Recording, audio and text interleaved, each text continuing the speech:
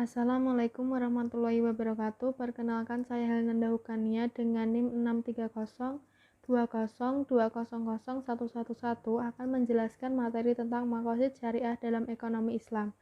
Pertama, pengertian maqasid syariah. Secara bahasa, maqasid syariah ini terdiri dari dua kata, yaitu maqasid dan syariah.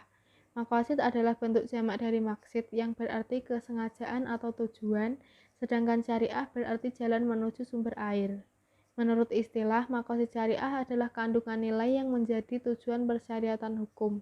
Jadi dapat disimpulkan bahwa maqasid syariah adalah tujuan yang hendak dicapai dari suatu penetapan hukum.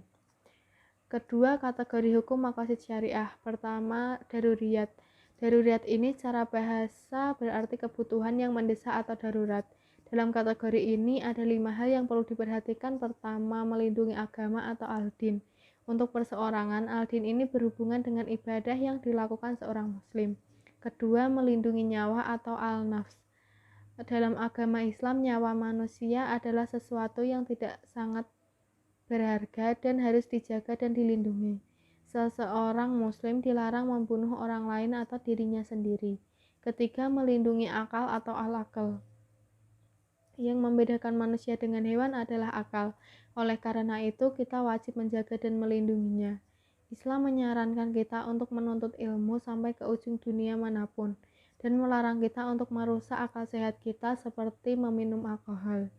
Keempat, melindungi keluarga atau garis keturunan. Al-Ird, dalam menjaga garis keturunan dengan menikah secara agama dan negara. Punya anak di luar pernikahan misalnya akan berdampak pada warisan dan kekacauan dalam keluarga dengan tidak jelasnya status anak tersebut. Kelima, melindungi harta atau amal. Harta adalah hal yang sangat penting dan berharga, namun Islam melarang kita untuk mendapatkan harta kita secara ilegal dengan mengambil harta orang lain dengan cara mencuri ataupun korupsi. Selanjutnya ada hajiyat. Hajiyat secara bahasa berarti kebutuhan sekunder. Apabila kebutuhan ini tidak terwujud, tidak sampai mengancam keselamatan, namun akan mengalami kesulitan. Untuk menghilangkan kesulitan tersebut, dalam Islam terdapat hukum rukhsah atau keringanan, yaitu hukum yang dibutuhkan untuk meringankan beban, sehingga hukum dapat dilaksanakan tanpa rasa tertekan dan terkekang. Ketiga, tahsiniyat atau kebutuhan pelengkap. Apabila kebutuhan ini tidak terpenuhi, maka tidak akan mengancam dan tidak pula menimbulkan kesulitan. Ketiga, peran maqasid syariah dalam pengembangan hukum. Pertama ada istihsan, yaitu semua hal yang dianggap baik oleh mujtahid menurut akalnya. Fuqaha Hanafiyah membagi istihsan menjadi dua macam, yaitu pertama pentarjihan qiyas khafi yang tersembunyi atas qiyas jali nyata. Seperti seorang pewakaf apabila mewakafkan sebidang tanah pertanian, maka masuk pula secara otomatis hak perairan atau irigasi dan hak air minum, hak lewat ke dalam wakaf tanpa harus menyebutkannya berdasarkan istihsan. Kedua, pengecualian kasuitas atau juz'iyah dari suatu hukum kuli umum dengan adanya suatu dalil. Seperti apabila penjual dan pembeli bersengketa mengenai jumlah harga sebelum serah terima yang dibeli, kemudian penjual mengaku bahwa harganya adalah 100 juneh dan pembeli mengaku harganya 90 juneh, maka mereka berdua bersumpah berdasarkan istihsan. Selanjutnya ada maslahah mursalah, yaitu suatu kemaslahatan yang tidak mempunyai dalil tetapi tidak ada juga pembatalnya. Seperti jika terdapat suatu kejadian yang tidak ada ketentuan syariat dan tidak ada ilat yang keluar dari syarak yang menentukan kejelasan hukum kejadian tersebut, kemudian ditemukan sesuatu yang sesuai dengan hukum syarak, yakni suatu ketentuan yang berdasarkan pemeliharaan kemudaratan atau untuk menyatakan suatu manfaat, maka kejadian tersebut dinamakan maslahah mursalah. Tujuan utama dari maslahah mursalah adalah kemaslahatan, yakni memelihara dari kemudaratan dan menjaga kemanfaatannya.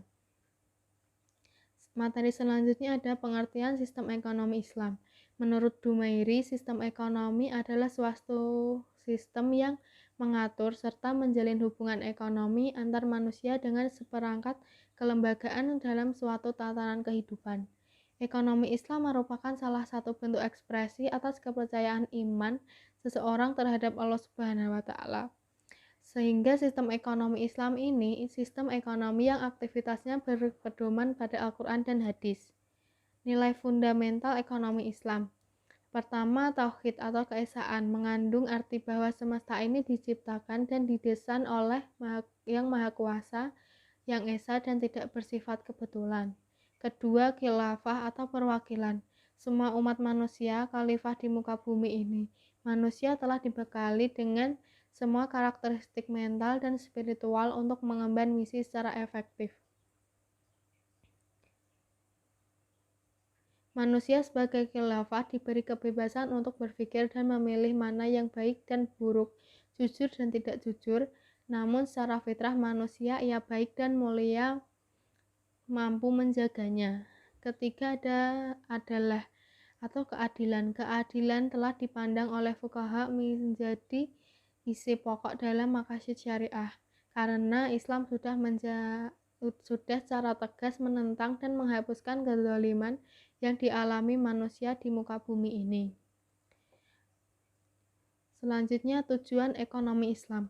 Tujuan utama dari ekonomi Islam adalah maqasid al-syariah itu sendiri, yaitu tercapainya kebahagiaan di dunia dan di akhirat atau falah melalui tatanan kehidupan yang baik dan teratur. Adapun Syarif Chaudhry memberikan gambaran lain tentang tujuan utama sistem ekonomi Islam, yaitu pertama, pencapaian falah, ialah kebahagiaan umat manusia di dunia dan di akhirat untuk merujuk kebahagiaan spiritual, moral, dan sosial ekonomi. Kedua, distribusi yang adil dan merata, yaitu membuat distribusi sumber-sumber ekonomi, kekayaan, dan pendapatan berlangsung secara adil dan merata. Karena Islam mencegah konsentrasi kekayaan di tangan beberapa orang saja, sehingga dalam sistem ekonomi Islam ada pelembagaan lembaga zakat, sedekah, dan infak. Ketiga, tersedianya kebutuhan dasar.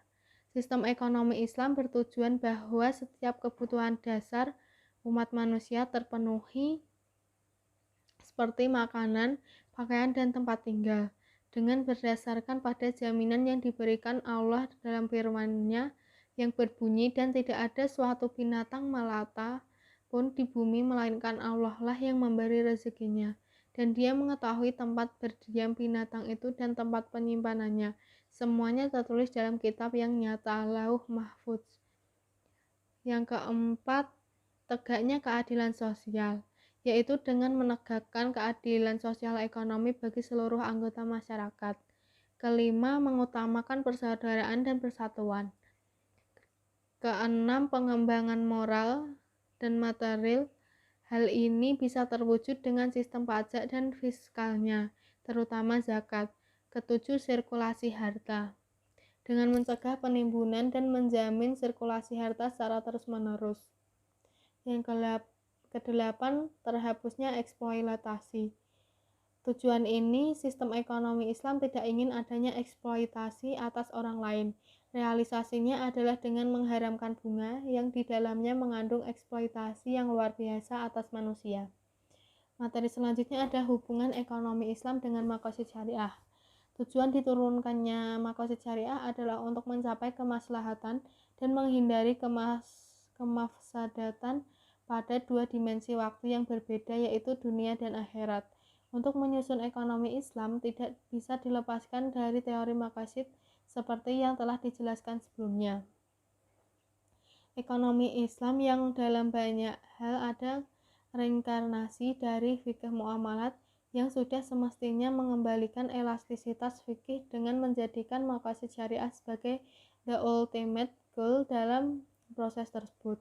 Pendapat yang unggul bukan hanya memiliki dasar teks tapi juga bisa menjamin kemaslahatan dan menghindari kerusakan. Oleh karenanya, menggunakan fikih maqasid untuk mengoperasionalkan nilai-nilai kemanusiaan universal seperti kemaslahatan, keadilan, dan kesetaraan ke dalam ekonomi Islam menjadi sebuah keniscayaan. Baik, sekian materi dari saya. Kurang lebihnya saya mohon maaf. Wassalamualaikum warahmatullahi wabarakatuh.